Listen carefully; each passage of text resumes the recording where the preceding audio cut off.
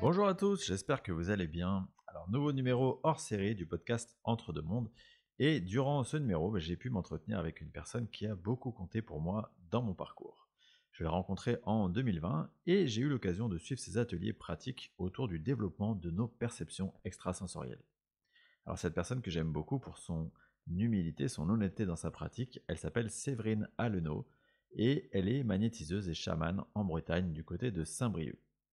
Alors, elle va nous parler de son activité en tant que magnétiseuse, mais également de ses ateliers actuels et à venir. Je la remercie encore une fois pour sa disponibilité et je vous remercie tous pour votre fidélité. Et je vous souhaite une très belle écoute.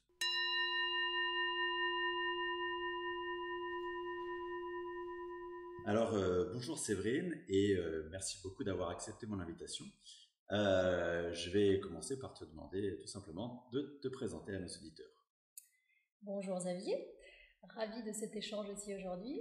Donc moi je suis Séverine Allenot, je suis magnétiseuse et praticienne en soins chamaniques. Ok, ça fait combien de temps que tu es lancée du coup? Environ 7 ans officiellement et officieusement une quinzaine d'années. D'accord. Comment est-ce que tu as découvert que tu avais ça en toi? Comment c'est arrivé? Alors je dirais que je l'ai découvert où j'ai vraiment mis des mots assez tardivement. Ça a toujours été présent pour moi, des ressentis, une forte sensibilité avec les gens, je ressentais facilement leurs émotions. Je pensais que tout le monde était comme ça, donc j'ai pas mis de Ouais. mots là-dessus. Ça passait beaucoup par les rêves aussi, mais voilà, je pensais vraiment que tout le monde faisait ça et était comme ça. D'accord. Et du coup, donc tu t'es magnétiseuse, donc l'énergie, le côté sentir qu'il se passe quelque chose avec les mains, comment ça c'est venu pour toi? Alors, quand j'avais, je sais pas, peut-être 10-12 ans, j'observais mon père qui cherchait les sources, donc j'ai bien vu qu'il se passait quelque chose dans les mains. Donc ça m'a toujours beaucoup interpellée, intéressée, mais j'ai jamais pensé en fait que moi je pouvais le faire. D'accord. Donc ça s'est vraiment, je dirais, imposé à moi quand j'ai eu mes enfants, et notamment pour mon premier enfant. J'allais le voir le soir, il toussait beaucoup beaucoup, et je mettais juste ma main comme ça, mais t'inquiète pas, ça va aller, et il ne toussait plus. Donc Eh là, oui. ça a commencé à Tiens, il se passe un m'interpeller. truc. C'est bizarre quand même, mais pas tout de suite. Je me suis dit, ben voilà, il m'a vu, il est content. Et en fait, il se passait autre chose. Donc c'est plus les gens en fait qui ont éveillé ça en moi, qui m'ont dit mais tu magnétises, bah non. Et du coup ça m'a interpellée et j'ai plus fait, j'ai vérifié, puis les gens m'ont demandé et ça s'est lancé comme ça. Et le déclic alors pour dire allez, je vais en faire ma profession, comment ça s'est passé? Alors du coup, comme je te disais, les gens sont venus à moi, tiens, j'ai de l'eczéma, tu veux pas essayer? Et ça, c'était il y a ouais, une quinzaine d'années. Donc j'ai fait comme ça un peu, j'ai vu que ça fonctionnait. Et puis en fait, là, j'étais un petit peu comme un radar à bobo, je voulais que les gens aient quelque chose. Et t'as mal au genou, t'as mal là. Donc du coup, j'ai continué à tester. Et puis c'est les gens qui ont créé mon activité en fait. Ah ouais, Ah tiens, ça tu s'est peux fait tout appeler seul en Séverine, fait. elle fait ça. Et un peu surprise de les voir arriver. Et puis de plus en plus. Et puis en fait, ça s'est créé comme ça vraiment. Ah ouais, incroyable. D'accord. Est-ce que du coup ça s'accompagnait d'autres choses, des perceptions, je sais pas, ce qu'on pourrait appeler des canalisations? Est-ce que ça s'est venu tout de suite ou c'est venu plutôt avec le temps, à force de pratique? Alors, je dirais que alors ça passait beaucoup par mon corps physique, donc beaucoup de ressentis physiques. Je ressentais les douleurs en même temps, en fait, que je, je posais mes mains sur les gens. Et en fait, pareil, je me suis pas rendu compte tout de suite, mais en fait, je canalise beaucoup. C'est peut-être un de mes canaux principaux. Et je ne savais pas que c'était ça. Donc, Ah ouais, je disais aux gens des choses comme si je leur parlais, comment ça va. ouais. Sauf qu'en fait, C'était pas toi en qui y parlais. prêtant un peu attention, les gens me regardaient, mais pourquoi on me dit ça? Donc, du coup, pareil, j'ai mis des mots un petit peu. Ça faisait tellement partie de mon quotidien que je n'ai Ouais, pas fait attention vraiment. ouais, d'accord. Du coup, quand on fait une séance de magnétisme, donc tu canalises en même temps, c'est ça, tu as des infos qui te viennent en complément des Ouais. soins que tu donnes. C'est la même chose quand c'est à distance et quand c'est en présentiel ou c'est un petit peu différent? Alors, je dirais que c'est à peu près la même chose. En présentiel, moi, je parle beaucoup pendant les séances. Je questionne beaucoup la personne pour l'amener, on va dire, je vais canaliser, ressentir quelque chose dans mon corps ou avoir des images. Et je vais pas forcément leur dire, bah tiens, je pense qu'il y a ça, ou je vais plutôt questionner pour que ça vienne d'eux, en fait, pour que vraiment que ça ressorte de l'intérieur, quoi, qu'ils conscientisent, à mon sens, un peu plus. Ouais. Donc la différence avec la séance à distance, ce serait ça. À distance, on se parle pas. On prend rendez-vous, on se voit pas, on se parle pas. Je fais la séance avec les intentions de soins, mais du coup, je dialogue pas directement avec eux. Ouais. Et tu envoies une sorte de compte rendu après de ce que tu as pu capter, c'est ça? Ouais, c'est ça. Ouais, d'accord. Et quand donc quand tu es en séance avec des personnes et que tu magnétises, est-ce que au niveau de tes perceptions, est-ce que tu visualises l'énergie? Comment ça se passe en fait le transfert d'énergie à ce moment-là? Est-ce que tu arrives à percevoir qu'il y a un truc qui se passe quoi? Alors oui, en fait, je vais ressentir une intensité différente dans mes mains, je vais ressentir une chaleur différente, je vais sentir des picotements, je vais sentir du froid. Ça va me traverser aussi, soit juste au niveau des mains ou complètement dans tout le corps. Et la personne aussi peut le ressentir en même temps. Donc du coup, on voit ce qui se passe. Tiens, je sens que ça circule Ah oui. à l'intérieur, ça fourmille, j'ai froid, je baille. Donc en fait, c'est aussi comme ça qu'on voit que ça passe. Après, tout le monde n'est pas... c'est pas parce qu'on sent rien qu'il se passe rien. Ouais, tout le monde n'a ça. pas Cette sensibilité. ce ressenti. Ouais. Et donc, ces différentes sensations, là, le froid, les picotements, la chaleur, tout ça, quelque part, ça fonctionne comme une sorte de code pour toi? Ouais. Alors oui et non. Parce que ça dépend quand même des gens. Je ne vais pas ressentir la même chose suivant l'énergie de la personne non plus. Parfois, je peux me dire, tiens, si c'est chaud, c'est qu'il y a une grosse inflammation. Très souvent, c'est ça. Mais des fois, ça peut être très très chaud et c'est pas une inflammation. Ah ouais. Ça va être une mémoire, un nœud, ça va être tout à fait autre chose. Donc, je sais pas, je me laisse guider par mes mains, en fait. Mes mains s'arrêtent toutes seules de bouger ou vont se déplacer à un autre endroit où je vais recevoir l'information dans mon corps que je peux passer à autre chose. Je me laisse beaucoup guider. Ouais. Comment tu fais justement pour lâcher prise avec le côté mental parce que j'imagine que tu as toujours un peu de pression de vouloir aider la personne, de vouloir la soulager. Et en même temps, tu dois vraiment te laisser aller à tes perceptions, à laisser parler tes mains, entre guillemets. Comment tu arrives à lâcher prise complètement, en fait? Alors, très bonne question. Je sais pas. Je sais pas trop. Je pense que, étant donné que les séances, elles se passent un peu comme un... Ça dépend des séances, bien sûr, mais souvent comme une discussion, en fait, avec la personne. Donc, je l'amène à... On peut parler de tout et de rien, déjà pour la laisser se détendre, en fait. Et puis, du coup, moi, ça me permet de rentrer aussi plus en profondeur. Donc, je crois que ça se fait assez comme ça. Après, des fois, on parle pas du tout et on fait autrement, mais la discussion, je trouve que ça amène aussi un fort lâcher-prise pour la personne. D'accord. Et du coup, les gens qui viennent te voir, ils ont quel type de problème en général? Ouais. Il peut y avoir un peu de tout. Ça peut être de la simple verrue, du zona, ou je dirais que ce que je fais le plus, ce que j'aime peut-être le plus, c'est travailler sur les émotions bloquées, toutes les mémoires familiales, mémoires cellulaires, mémoires karmiques qui sont restées bloquées en fait et qui créent des pathologies. C'est vraiment ça qui m'intéresse. Après, une verrue ou un zona révèle une émotion bloquée de toute façon. Mais on fait tout en fait. Je ne travaille pas que sur le bobo, quoi. Ouais, c'est-à-dire que par exemple une personne qui viendrait te voir pour une verrue, tu vas pas uniquement travailler sur la verrue, c'est ça? Ah non, je fais une séance complète de toute façon. Ou peut-être que d'ailleurs, parfois, c'est un peu aussi ce qui peut se passer dans mes séances. Les personnes, elles viennent pour quelque chose et en fait, c'est autre chose qui est à travailler, c'est ça? Et ils se disent au secours, qu'est-ce que je fais là? Pourquoi on me parle de ça? Ouais. Il est trop tard. Ouais, notamment au niveau émotionnel, j'imagine, parce que c'est souvent les blocages émotionnels qui peuvent derrière s'exprimer dans le corps physique, voilà, c'est ça? Ouais. Ok. Est-ce que par expérience, il y a des trucs, tu sais, qui fonctionnent pas ou tu n'arrives pas à traiter, ou est-ce que quelque part, le champ de ce que tu peux arriver à soulager, il est infini, quoi?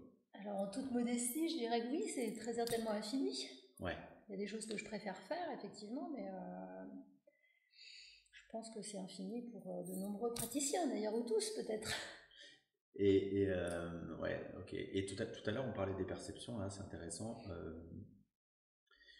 Tu sais, donc tu m'as dit tout ça passe par ton corps, ok. Et j'imagine qu'il y a une sorte d'état modifié de conscience quand tu es en séance, comme si tu te concentrais et que finalement, bah, c'est comme ça que tu augmentes tes vibrations, que tu peux capter des choses. Ça veut dire que tu as d'autres clairs qui s'ouvrent. Est-ce que tu visualises aussi? Est-ce que tu entends concrètement des êtres qui viennent te parler? Je sais pas, ça peut être des défunts, des guides. Est-ce que tu vois, est-ce que tout ça, ça peut se passer pendant une séance? Alors oui, tout ça peut se passer pendant une séance, en clairvoyance, en clairaudience. Euh, Après, ça dépend des personnes. Ouais, Suivant les personnes, je ne vais pas avoir les mêmes clairs qui s'ouvrent. Celui qui s'ouvre tout le temps, c'est canal, ouais. et le clair ressenti. Clairaudience presque tout le temps aussi, et clairvoyance parfois. Euh, Ça dépend des personnes, ça dépend de ce que eux sont déjà capables de voir ou d'entendre. D'accord. J'ai pu observer que si par exemple ils étaient aussi médiums, bah, ça passait par eux. Ah oui. Parce qu'ils sont en capacité d'entendre. Si vraiment ça bloque et qu'ils n'arrivent pas, bah, ça va passer par moi. Mais souvent, je suis le pont en fait s'il y a besoin, mais ça peut tout à fait passer par la personne. Et c'est un peu comme ça que je me pose aussi, c'est les éveiller vers leur potentiel aussi. Ouais, c'est intéressant. Et quand les personnes, par exemple, viennent te voir, mais sont, je dirais pas du tout ouvertes, par exemple, c'est quelqu'un d'autre qui a pris la séance pour elle, est-ce que ça va se passer aussi de manière aussi fluide ou est-ce que tu vas sentir que comme la personne elle est un petit peu sur la défensive, et ben ça va un peu plus, tu vois, être Alors, difficile? on peut avoir quelqu'un qui va venir pour une verrue, par exemple, qui vient que pour une verrue, donc qui veut plus de verrue, qui Ouais. veut pas travailler l'autre parce qu'il a une verrue, il a un souci. Et moi, je vais observer que les verrues, ben, elles sortent parce qu'il y a un émotionnel, c'est compliqué, bref, une histoire de vie ou d'enfance, je vais le sentir, je vais le percevoir. Mais en fait, je vais m'adapter. Je ne vais pas lui parler de ça, ou je vais lui parler de façon, comme je disais tout à l'heure, détournée, on va discuter, pour que ce soit, qu'elle ait l'impression, qu'elle me le dise elle-même si elle a besoin et envie. Je vais ouvrir les portes, on va dire, et je laisse à disposition. Si elle a envie d'en parler, eh ben on y va et puis on transforme. Et si elle n'a pas envie, en tout cas, ça va infuser les semaines. Ouais. Ça veut dire qu'en gros, si tu as une personne qui est pas ouverte sur ce monde-là, sur le monde subtil, tu vas rester un petit peu, enfin tu vas faire le boulot, mais tu vas rester voilà, muette entre guillemets sur. C'est ça. Tu le laisses venir quoi, c'est ça? Je le laisse venir, je laisse infuser, comme j'ai dit. Ouais, d'accord. Je fais cette parenthèse qui me semble importante, c'est que je ne veux pas imposer ça aux gens qui ne sont pas ouverts à certaines choses. Je trouve que chacun doit aller à son rythme et s'il a envie surtout. Donc je veux pas imposer ça. Oui, tu rentres pas dans le libre arbitre des personnes. Chacun son chemin. C'est ça. Est-ce que parfois tu es confronté dans les énergies de séance à des trucs, enfin j'imagine que c'est le cas, mais assez sombres, voire des entités ou des trucs pas sympas? Ça arrive. C'est pas le gros des séances. Ouais. Après, ça arrive. Ça arrive. Ça m'est arrivé quelquefois. Vraiment des gens qui étaient emprisonnés en fait dans leur vie du coup parce qu'ils étaient attaqués, dirons-nous. Parasités, ouais. Et du coup, oui, ça m'est arrivé. C'était assez costaud, mais c'est pas. Comment tu fais pour gérer ce genre de séance du coup? Enfin, j'imagine que ça, pour quelqu'un qui se lancerait dans ce domaine-là, c'est quelque chose qui peut faire un peu peur. Comment tu gères? Alors moi, je me dis que si ça arrive, c'est que je suis en capacité de le gérer. Je me dis ça pour me rassurer, peut-être, me dire bon, bah, j'imagine que. Ouais. Et puis souvent, quand c'est costaud comme ça, je prends le tambour. Je sais pas, ça me permet d'être dans un état modifié un petit peu plus important. Et du coup, j'ai l'impression que ça me donne plus de force aussi et d'ancrage peut-être et d'aide. Du coup, c'est comme ça que je pense. Ouais, c'est comme si tu appelais un peu à la rescousse. Moi, j'appelle des amis. C'est ça, appelle le staff. C'est ça. Ok. C'est ça. Donc, vu que tu peux être confronté à ça, j'imagine que il y a tout un rituel de protection avant des séances. Oui. Ok. Est-ce que tu peux nous en parler un peu? Comment ça fonctionne pour toi? Bah, je me protège avant chaque séance, mais je veux dire avant chaque journée. Ah oui, forcément. Parce que je vais percevoir, comme nous tous, des émotions des gens, bonnes ou mauvaises, peu importe, hein, mais ça va me faire trop d'un coup. Donc ça va ça peut me provoquer des vertiges, un mal-être, des nausées, alors que je vais très bien, mais je perçois trop de choses en même temps, donc c'est compliqué. Donc pour les séances, je fais pareil, je me protège juste pour ne percevoir que les choses positives. Enfin, percevoir, je m'entends, je vais percevoir les informations négatives s'il y a pour la personne, mais je veux dire, je veux pas que ça rentre dans mon champ d'énergie. Ouais. Et je le fais systématiquement avant chaque journée ou avant chaque séance. Et puis je nettoie aussi à la fin de chaque séance. Je coupe. Parce que je ne veux pas rester avec l'énergie de la personne. Ouais, j'imagine. Même si elle est super belle, hein, c'est que ça ne m'appartient pas. Bien sûr. Pour moi en tout cas. Oui, tout à fait. Et bon, est-ce qu'il t'est déjà arrivé, peut-être au début justement de ta pratique, de te récupérer des trucs pas sympas dans tes corps subtils? Alors ça m'est arrivé au tout début, je travaillais sur une petite fille de 5 ans, et je ne sais plus quel était le souci, mais une petite fille toute fermée, toute triste, tout le temps en colère, enfin c'était... Et j'ai fait une séance d'1 heure et demie, hyper compliquée, j'ai l'impression de pousser un mur à chaque fois, enfin c'était vraiment... Puis pour moi c'était important d'y arriver, quoi. Ouais. C'était le début, les gens commençaient à venir de plus en plus, je me dis, zut, faut pas que je me loupe, quoi. Ouais. Et vu que je dirais à l'époque il y avait peu de personnes pour renseigner sur comment on se protège, c'est un peu fait comme tu peux, débrouille-toi, ben, j'étais encore au début de ce que je pouvais créer pour moi pour me protéger. La séance s'est passée, je suis rentrée chez moi et le lendemain j'ai passé la journée dans mon lit, comme si j'avais une grippe et un mal de tête fou. Et j'ai eu la maman le lendemain, sa fille pareil, rectifiée. Et le lendemain, impeccable. Elle s'était réouverte en fait. Enfin, vraiment, elle m'a dit, c'est waouh. Par contre, la journée du samedi, on était toutes les deux au fond de notre lit. Et là, je me suis dit, mince, je me suis pas assez protégée et je suis trop rentrée dans l'affect. Elle me faisait vraiment mal au cœur. Et je me suis dit, non, il faut absolument que je fasse quelque chose. Mais là, j'ai pris trop en fait. Donc, j'ai appris à mes dépens que ça devait rester à l'extérieur de moi. Du coup, tu nous as parlé des soins auprès des enfants. Est-ce que pour toi, tu vois une différence dans le fait de soigner un enfant plutôt qu'un adulte? Comment tu perçois ça? Moi, la grosse différence que je vois, c'est qu'ils n'ont aucune barrière, aucune attente, donc ça va très vite. Ça va très vite, ouais. On rentre tout de suite en contact avec eux et ils n'ont pas d'attente comme un adulte. Il est à peine installé, enfin j'exagère, hein, mais à peine installé sur la table qu'il faut déjà que ce soit réglé, quoi. J'exagère beaucoup. L'enfant, il se pose, il fait confiance, il attend. Je dis pas que l'adulte fait pas confiance, mais on sent qu'au niveau de l'énergie, c'est pas pareil. Il y a comme une petite muraille à passer chez l'adulte. Comme un sorte de filtre qui fait qu'il faut un temps pour rentrer dans le truc, quoi. C'est ça? Un petit peu plus, Et donc un soin avec un enfant, ça va être très très rapide en fait, c'est ça? Bon, je reste quand même assez longtemps. J'aime bien, et puis j'aime bien faire la totalité. Ça peut durer 1 heure et demie comme une séance adulte. Hein. Et tu vas capter le même type d'informations? À peu près, Après, je fais attention aussi par rapport à l'âge de l'enfant. Déjà, je ne dis pas tout. Ça reste un enfant. Donc, je vais travailler un peu différemment. Peut-être un peu plus... c'est plus léger, entre guillemets. Enfin, voilà, je peux pas parler de choses très très lourdes, même si je vois qu'ils portent des mémoires très très lourdes de la famille. Je vais plutôt en parler aux parents après. Je travaille un peu en 2 temps, quoi. Ça paraît logique.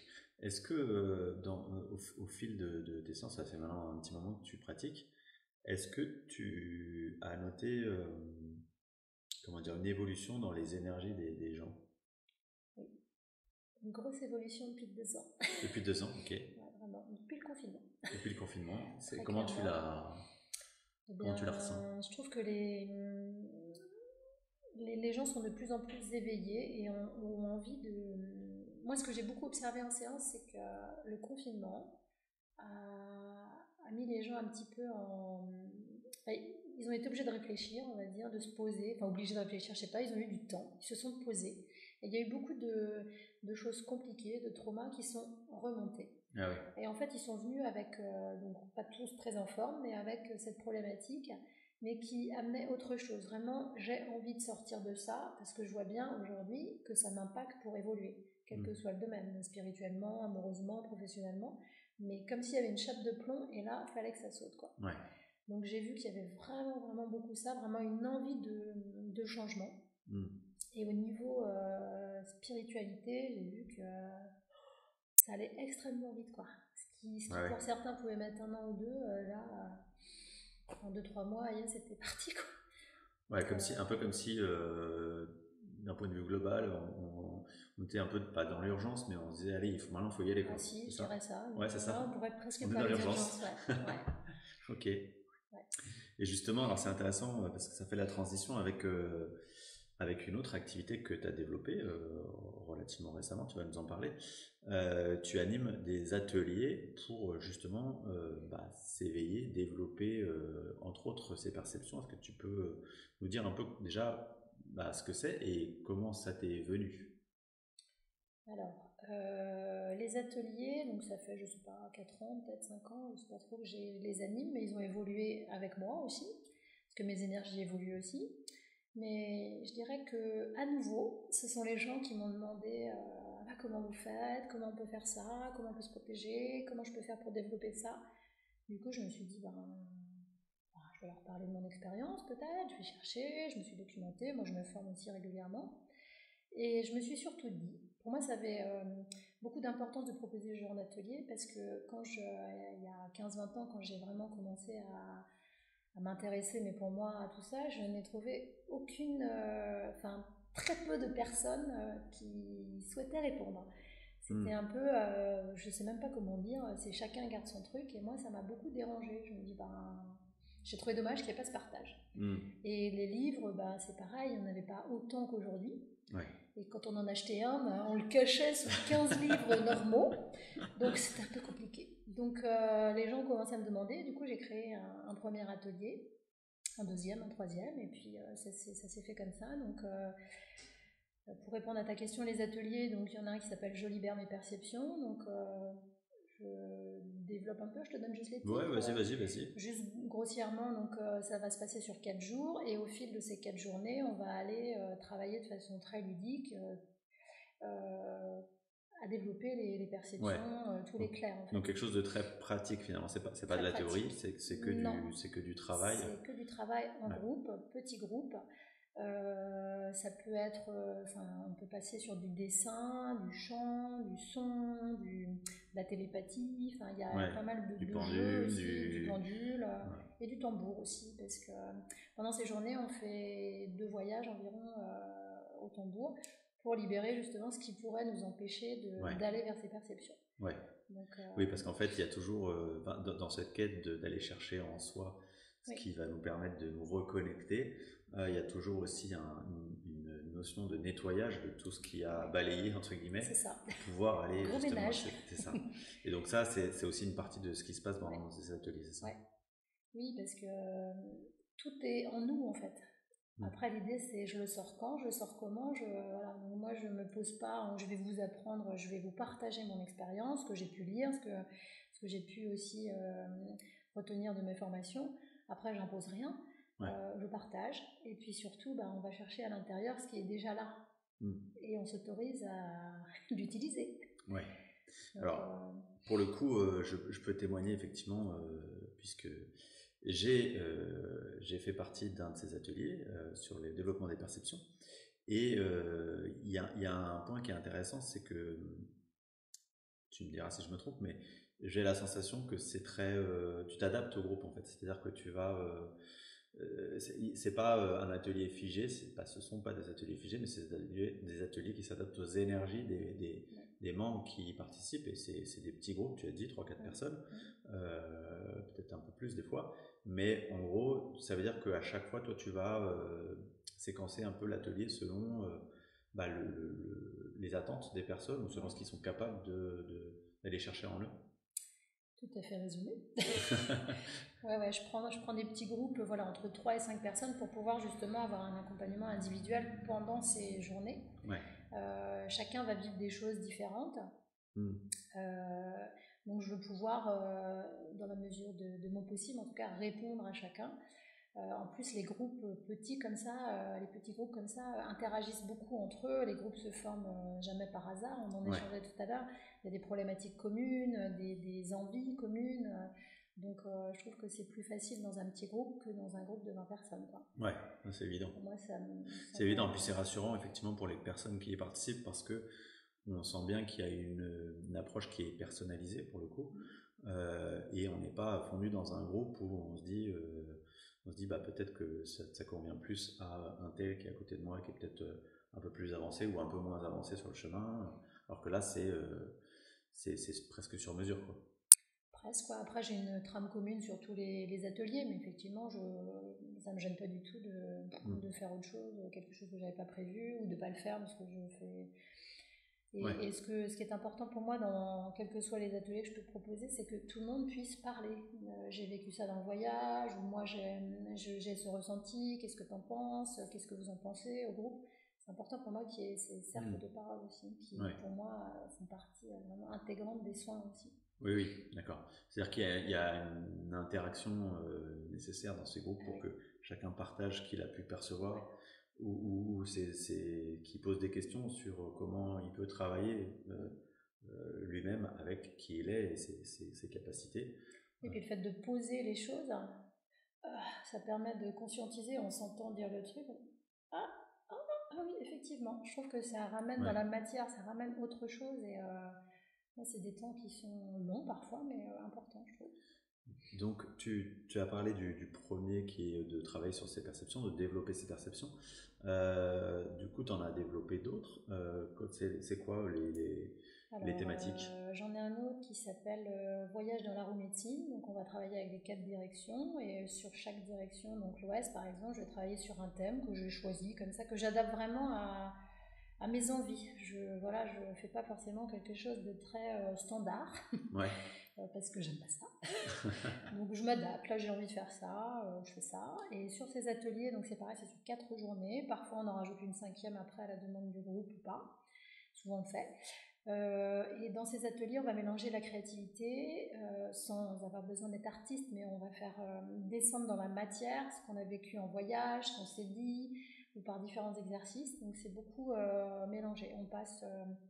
On va très haut au niveau vibratoire et ensuite on redescend dans la matière pour vraiment conscientiser ce qui s'est passé. Et pareil, beaucoup de temps d'échange. Qu'est-ce que vous voyez sur le dessin d'un tel? Ah bah je vois ça. Ah bon? Ok. Donc il y a vraiment beaucoup de choses qui se passent aussi pendant ces ateliers. Donc ça c'est la roue médecine. Ensuite j'ai des petits ateliers aussi au pendule, initiation au pendule, donc sur 3-4 jours, 3-4 heures, où on apprend à utiliser le pendule et à faire du soin avec. J'en ai 2 autres sur des demi-journées aussi. Je vide mon sac. Donc là, vraiment, on va déposer les peurs, les croyances qui nous embêtent, ce qui nous freine le jour où on se voit. On passe par l'art-thérapie et voyage au tambour, pareil, pour nettoyer, grosso modo. J'en ai un que je viens de créer aussi, que j'ai appelé « Je m'estime dans le regard de l'autre ». Donc on va aller chercher avec l'autre, en fait, ce qu'il pense de nous.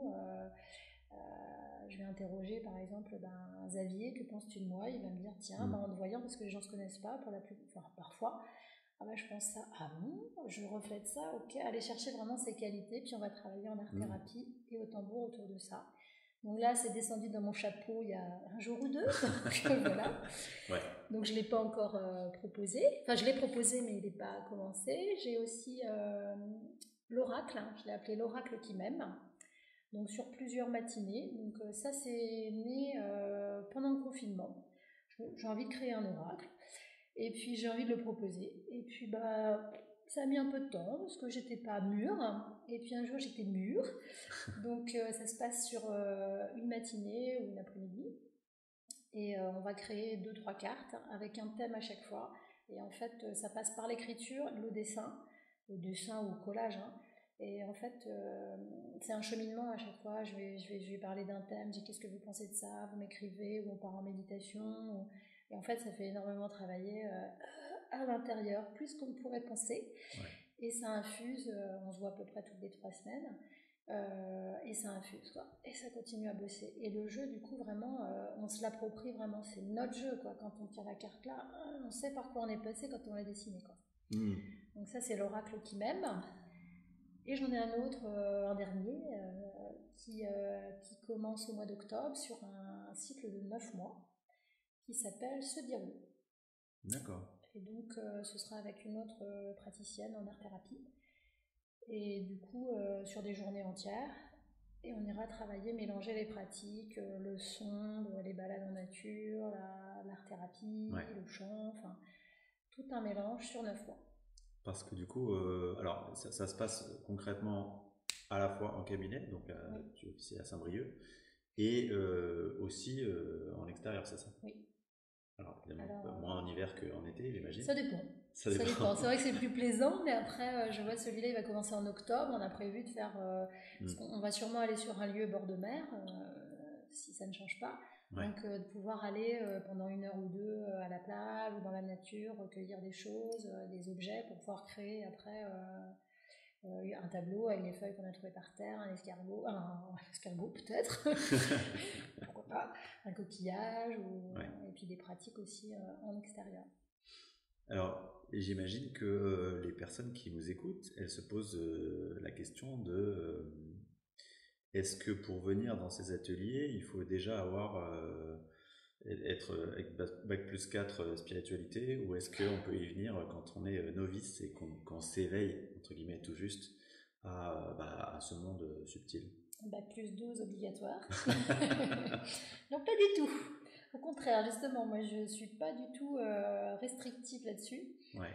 Évidemment, je veux que ça reste ouvert à tout le monde. Quand je parle d'art-thérapie, il n'y a pas besoin d'avoir fait 10 ans de beaux-arts, quoi. Ouais, l'art-thérapie, c'est vraiment, voilà, je mets avec mes doigts la peinture, enfin voilà. Au contraire, je veux que ce soit ouvert au plus de personnes possible. Sachant que quand même, je m'entretiens avec les personnes avant pour voir si c'est ok et si ça peut leur convenir, s'ils sont prêts aussi à aller chercher à l'intérieur, parce que l'idée c'est que ce soit confortable pour tout le monde quand même. Donc il y a un entretien préalable quand même. Si je vois que la personne n'est pas, c'est pas une question d'avancement, mais si elle n'est pas tout à fait en recherche, par exemple d'aller bosser sur des mémoires vraiment un petit peu compliquées, je vais la préparer, je vais dire je suis pas sûre. Mais je veux quand même que ce soit posé avant. Ouais. En fait, je pense à l'atelier que j'ai fait moi, qui s'appelle Développer ses perceptions. Quand je vois les gens, il y a souvent un côté ouais, mais moi je suis pas légitime pour aller capter, ça c'est des médiums qui font ça, etc. Comment toi qu'est-ce que tu aurais à leur dire en fait à ces gens-là qui pensent que finalement eux-mêmes ils vont pas pouvoir capter ces informations, qu'il faut forcément que ça passe par une personne extérieure?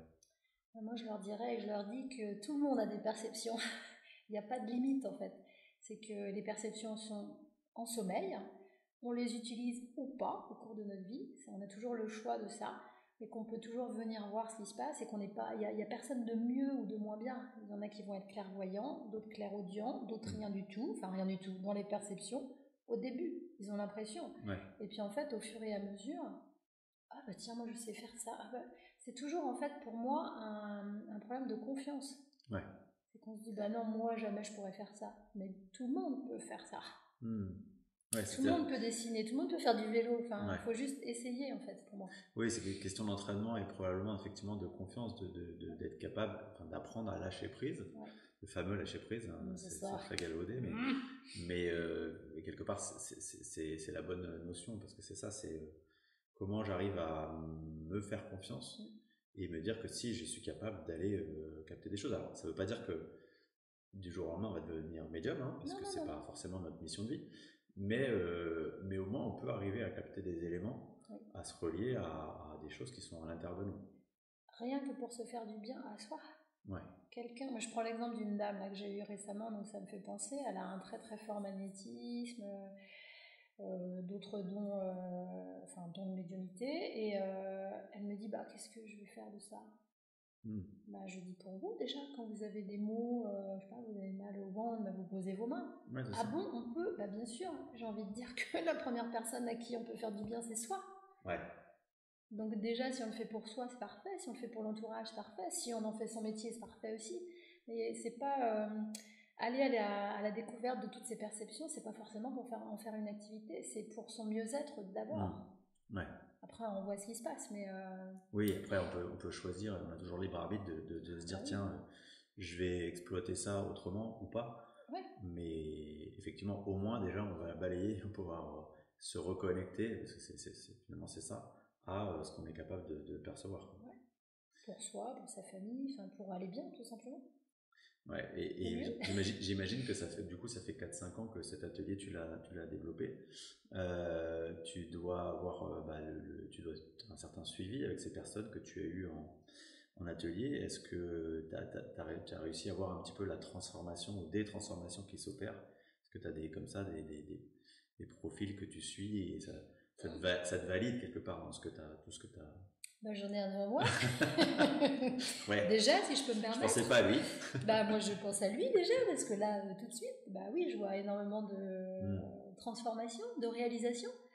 Après, oui, il y en a plusieurs. Des gens qui n'avaient pas confiance en eux, qui aujourd'hui osent faire des choses, pas forcément dans le domaine de la thérapie, mais qui s'accomplissent. Moi, c'est le plus beau des cadeaux, quoi. Ouais. Je me dis, waouh, yeah, c'est bon, ils ont réussi, parce qu'ils ont travaillé, hein. C'est pas moi, hein. Moi, j'ai juste été à un moment donné sur leur chemin.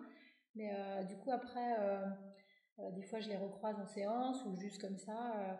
Ah, bah, je réutilise je sais pas quoi, moi, l'ancrage, je réutilise l'exercice sur le. Ok, super. Et ben, je me dis, mais c'est génial, en fait. Voilà, c'est juste donner des outils, en fait. C'est une boîte. Moi, je dirais que tous ces ateliers, en fait, c'est des boîtes à outils. On utilise ce qui nous parle, évidemment, ce qui nous convient. Mais si on les réutilise, moi, je trouve ça parfait, quoi. Oui, et ça me fait penser d'ailleurs que je vous mettrai à tous les auditeurs dans le détail de l'épisode un exemple de ce qui est dans l'atelier, comment peuvent se dérouler les journées.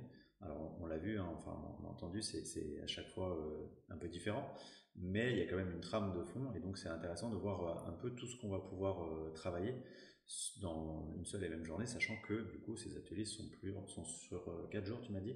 4 jours, mais avec un mois à chaque fois de distance. De distance, ouais. Ouais. Parce que. À part certains qui font en intensif. Ouais. Parce que j'imagine que du coup, on a besoin de digérer un peu ce qui se passe après un atelier. Ça remue un peu, non? Ça remue un peu ou beaucoup. Beaucoup. Donc, comme les séances, en fait, moi, j'impose pas de séance. On revient si on a envie, mais si la personne me dit j'aimerais bien continuer, il faut toujours, à mon sens, un mois au moins pour voir ce qui se passe, pour voir s'il y a des nouvelles informations, pour infuser, mais aussi pour bien intégrer ce qui s'est passé. Sinon, c'est remettre de l'information sur l'information et du coup, on va pas forcément au bout du processus. Donc, les journées, c'est pareil, il y a environ un mois ou 3 semaines d'écart. Comme ça, on peut voir ce qui s'est passé, continuer si c'est pas terminé, parce que souvent, ça dure des années des fois, ou juste des semaines, mais en tout cas, et puis après, on repart sur une nouvelle info, on voit ce qui se passe en fait. Ça se pose en fait à chaque journée, ce que je me disais lundi lors du stage roue médecine. C'est que les gens commencent par parler au début, comment je vais, puis en fait les informations descendent. Et puis ils commencent déjà à me dire ah tiens j'ai un peu mal là, ah bah oui parce que ça commence à devenir un symptôme et on a déjà les informations de ce qu'ils doivent travailler aujourd'hui. Ou quelques jours avant ils ont je sais pas eu la visite de quelqu'un qui lui parle d'un truc un peu interpellant et en fait ça va être le sujet de la journée quoi. Tout se fait en amont et pas qu'en amont effectivement après ça peut être un peu troublant ou pas, mais en tout cas si ça se passe comme ça c'est que la personne est prête en fait. C'est ça. C'est jamais trop en fait, même si ça peut être tout doux hein, évidemment, mais si c'est un peu plus violent, c'est que c'est le moment aussi. C'est jamais trop. Ça c'est important de le préciser parce que il peut y avoir des peurs effectivement de ce à quoi on va reconnecter et de l'intensité que ça peut supposer, du bouleversement entre guillemets. C'est un peu comme dans les séances que je pratique d'hypnose transpersonnelle, c'est-à-dire que on ne va reconnecter que à ce quoi il est juste de reconnecter, c'est-à-dire ce qu'on est capable d'intégrer au moment où on fait le travail. Et donc, ce qui vient, même si sur le moment ça peut paraître un peu bouleversant, un peu difficile, c'est forcément nécessaire. C'est-à-dire que c'est le bon moment, quoi. C'est ça? Oui, je pense, ouais. Ok, super. Alors, pour parler d'aspects très pratiques, donc, comment est-ce qu'on te retrouve? Comment est-ce que, si on veut travailler sur ces ateliers, si on veut y prendre part, ou si même on veut faire une séance simplement de magnétisme avec toi, comment est-ce que ça fonctionne? Ça fonctionne bien. Donc on peut me téléphoner. Ouais. Je te donne mon numéro. Non, mais je le mettrai dans le. Donc ça peut être par téléphone, par mail, par Messenger aussi beaucoup. Ok. Les ateliers, on les retrouve. J'ai une page Facebook où je mets tous les ateliers. Ok. Mon site n'est pas à jour actuellement, donc je ne te donnerai pas le. Non, mais c'est vrai que je passe beaucoup par Facebook pour les mettre de façon. Très bien. Mais je mettrai, encore une fois, je le répète, je mettrai toutes tes coordonnées donc sous le descriptif de l'épisode, donc ta page Facebook, et puis, comme je le disais tout à l'heure, le détail d'un des ateliers, pour que les gens puissent un peu visualiser tout ce qu'ils peuvent être amenés à travailler sur une journée. Il y a un point, une question que je demande à chaque fois avant de terminer ces épisodes, c'est quels seraient les conseils, quel pourrait être le conseil ou les conseils que tu donnerais aux personnes qui commencent ce chemin d'éveil spirituel, qui s'ouvrent un petit peu à ce monde subtil?